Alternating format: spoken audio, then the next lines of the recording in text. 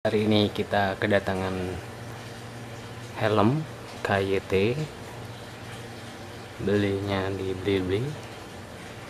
Kita cek bagaimana bentuknya, check it out.